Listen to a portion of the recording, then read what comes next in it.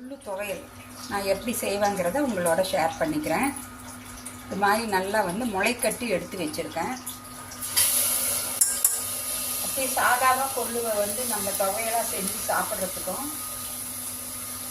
இந்த மாதிரி முளைக்கட்டி வச்சு சாப்பிட்றதுக்கும் நிறையா வித்தியாசம் இருக்குங்க. மெடிஷ்னல் வேல்யூவும் அதிகமாக இருக்கும், அதே மாதிரி டேஸ்ட்லேயும் நல்ல வித்தியாசம் கிடைக்கும். கொள்ளு நம்ம அடிக்கடி நம்ம ஃபுட்டில் வாரத்தில் 2 நாள் 3 நாள் அது மாதிரி சாப்பிட்டுட்டு வந்தால் எங்களுக்கு அந்த கொலஸ்ட்ரால் இருக்கிற பிரச்சனையே வராது. கொஞ்சம் மூழ்கிற அளவுக்கு தண்ணி ஊற்றிக்கிறேன்.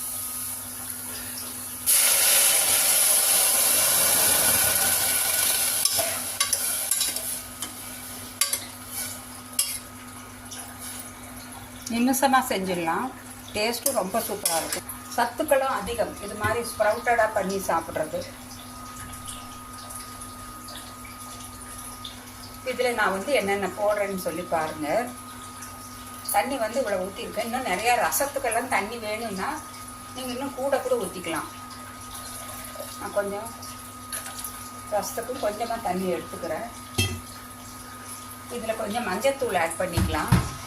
மஞ்சத்தூள் ஒரு 1/2 டீஸ்பூன். அடிக்கடி செஞ்சோம்னா எங்களுக்கு அந்த கொலஸ்ட்ரால் பிரச்சனை, பிபி, அப்புறம் அடைப்பு இருக்குதுன்னு சொல்லுவாங்க பார்த்தீங்களா, ஹார்ட்டு, பிளட் வெசல்ஸ், ரத்த குழாயில் அடைப்பு இருக்குது, அந்த மாதிரியான பிரச்சனைங்க எல்லாமே இந்த கொள்ளு சாப்பிட்றதுனால சால்வ் ஆகிடும். நல்லா 1 டீஸ்பூன் அளவுக்கு ஜீரகம் போட்டுக்கிட்டேன். வரமிளகா ஒரே ஒரு ரெட் சில்லி, கொஞ்சமாக விளக்கெண்ணெய் ஊற்றிக்கலாம். கேஸ்டர் ஆயில், இது கேஸ்டர் ஆயில் ஒரு 1/2 டீஸ்பூன் அளவுக்கு.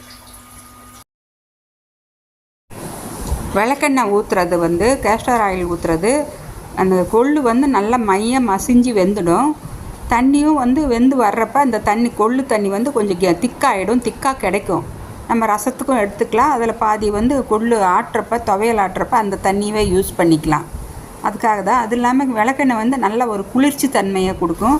அதுக்காக தான் ஊற்றுறது. நினைக்கிறவங்களுக்கும் இது நல்ல ஒரு ரிசல்ட் கொடுக்கும். அடிக்கடி சாப்பிட்டுட்டு வந்தீங்கன்னா இதை மூடி வச்சுட்டேன். நல்லா ஒரு 4-5 விசில் கொடுத்துக்கலாம்.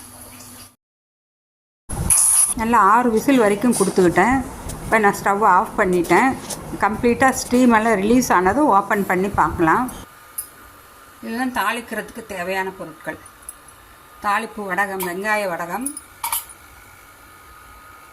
சீரகம் 1 டீஸ்பூன், பெருங்காயத்தூள் 1/4 டீஸ்பூன். வேகிறப்போ போட்டிருக்கலாம் கட்டி பெருங்காயம், மறந்துட்டேன். இது கருவேப்பிலை கொஞ்சம், தேவைக்கு ஏற்ப நம்ம ரெட் சில்லி. எனக்கு ஏற்கனவே 1 போட்டு வேக வச்சாச்சு, அதனால் நான் 1 மட்டும் போட்டு இப்போ தாளிக்க போகிறேன்.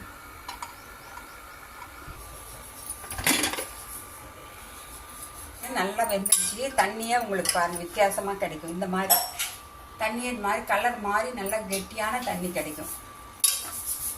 தேவையான அளவு தான் நான் தண்ணி ஊற்றினேன், அதிகமான தண்ணி ஊற்றலை. நல்லா ஒரு 2 கிளாஸ் அளவுக்கு ஊற்றினேன். இல்லை கொஞ்சம் ரசத்துக்கு வேணுனாலும் வடித்து எடுத்துக்கலாம். ஆட்டுறதுக்கு நாங்கள் இந்த தண்ணியை தான் யூஸ் பண்ணிக்கணும், வேறு தண்ணி ஊற்ற வேண்டியதில்லை. மிக்சியில் ஆட்டுறப்ப நல்லா வெந்துடுச்சு. தண்ணி கொஞ்சம் வடித்து எடுத்துடலாம். தாளிப்பு கரண்டி வச்சாச்சு. எண்ணெய் ஊற்றிக்கலாம். நல்லெண்ணெய் 3 ஸ்பூன், சின்ன ஸ்பூனில் 3 ஸ்பூன் நல்லெண்ணெய். நல்லெண்ணெய் கொஞ்சம் சூடாகட்டும்.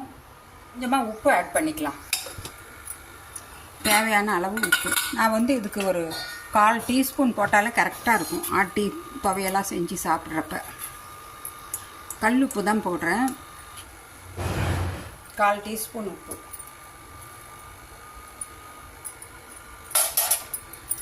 இந்த எண்ணெய் நல்லா சூடாயிடுச்சு. நான் தாளிக்கிறதுக்கு எடுத்து வச்சுருக்கிறதால ஒவ்வொன்றா ஆட் பண்ணிக்கலாம். சீரகம், தாளிப்பு வடகம், இந்த ரெட் சில்லி,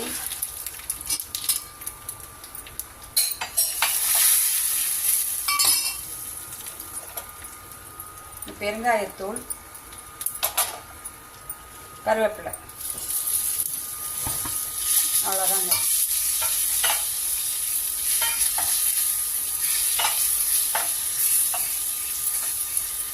எண்ணெய் நல்லா சூடானதுனால ஸ்டவ்வை ஆஃப் பண்ணிட்டேன். இப்போ வேணால் கொஞ்சம் ஸ்டவ்வை ஆன் பண்ணி கொஞ்சம் நேரம் அந்த கருவேப்பிலை கொஞ்சம் நல்லா வதங்கட்டும். இப்போ ஆஃப் பண்ணிட்டேன். இதில் போட்டுக்கலாம்.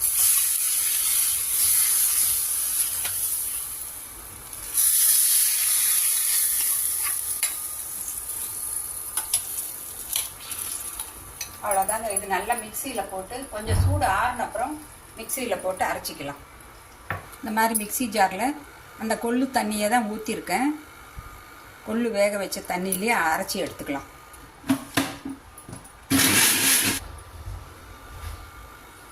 நல்லா இந்த மாதிரி கொஞ்சம் திப்பி திப்பியாக இருக்கணும். ரொம்ப நைஸாக பேஸ்ட் மாதிரி அரைக்க வேண்டியதில்லை. இதை வேறு பாத்திரத்துக்கு ட்ரான்ஸ்ஃபர் பண்ணிக்கலாம். கொள்ளு துவையல் ரெடி ஆகிடுச்சு. ரொம்ப சூப்பராக இருக்கும். மிக்சி கழுவி ஒரு 1/4 டம்ளர் தண்ணி ஊற்றிட்டேன். அவ்வளோதான்.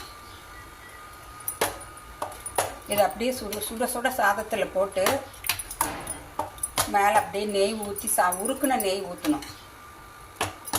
அப்போ தான் டேஸ்ட்டு.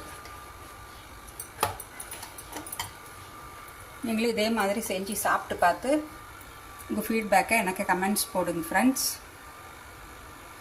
நான் மறுபடியும் அடுத்த ஒரு இன்ட்ரெஸ்டிங்கான வீடியோவில் உங்களை சந்திக்கிறேன். Bye by.